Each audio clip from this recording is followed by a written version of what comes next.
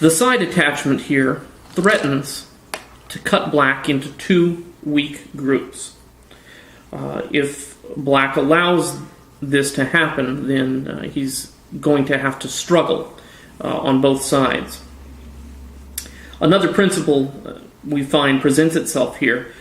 The player that has fewer weak groups on the board, no matter where they are, can afford to play more aggressively, regardless of where fighting might be taking place. Smart players might be able to afford to have one weak group on the board, particularly if they have a plan for sacrificing it or for bringing it out of danger. But as a general rule, it's very bad to have two or more weak groups on the board, and that's what white is threatening to do to black in this situation by playing this move. Therefore, black has only one move that prevents a very difficult fight. Now, in this case, in order to keep up the pressure on black and to make full use of this Pincer stone, white hanes on top. Notice that this forms a nice tiger's mouth shape, which can also be good for making eyes at some point if needed. An important distinction should be pointed out here. That is the distinction between a wall and thickness. Now, both of those terms are used to indicate formations in Go that create influence. However, a wall is something that can still potentially be attacked and even captured.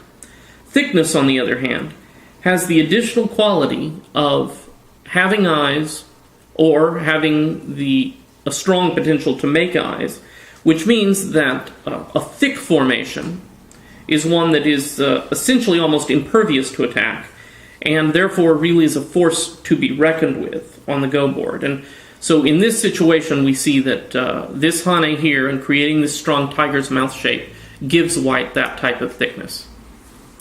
Black's next move is a little unusual looking.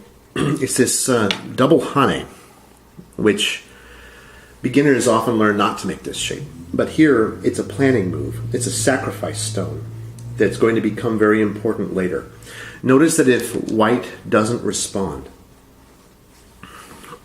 black can connect up here.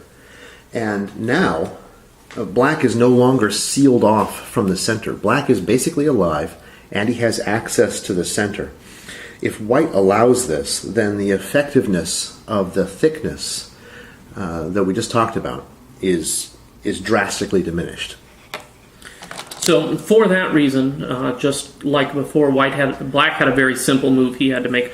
White has to extend here. Black is now in Atari and has to connect. Now, white has to Atari back and place this black stone in a ladder. If white were to allow black to get this move, this black group there could do a lot to negate the thickness of this group. Could turn into a complicated fight, and so white will want to simply go to capture that cutting stone immediately. That brings the Joseki to a conclusion, but there's some interesting things we need to talk about. So let's talk about what white got. Well, as we mentioned, white got thickness radiating out, and I don't know, nothing else. That's kind of it, really. Yeah. Honestly, that's pretty much white got thickness, and he has the potential to make some territory on his side. Black, well, actually, should be noted as well. One thing we remember from the very beginning of this Joseki, black approached here in the hopes of building along this side. White foiled those plans, so that's something else that white was able to accomplish. Which is really the reason why this pincer is played so often nowadays in professional play. This pincer is very popular, and it's because one thing you want to do in Go is you want to stop your opponent from getting what he wants. However, that being said, let's look at what black got. Black, at first glance, doesn't look like he got much, like 5 points on the side. Still potentially vulnerable to some forcing moves if white plays here. However, black got Sente. Now that's really important in this position because of this stone.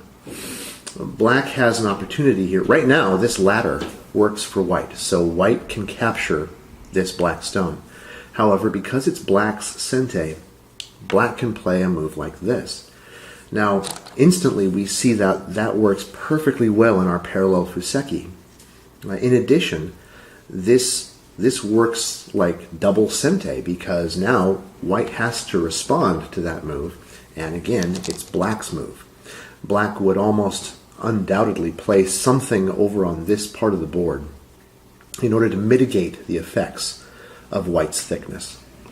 So, really, the only time that white would, in our non-professional opinion, the only time that white would probably want to play this Joseki out is if white has a position already on the side of on the side over here, or potentially a lot of territory to make by utilizing the thickness. Right, and it should be noted that that another standard response here instead of this is to make this move as well. If, for example, if black already had something over here, that from the very beginning white would know that ladder wouldn't work.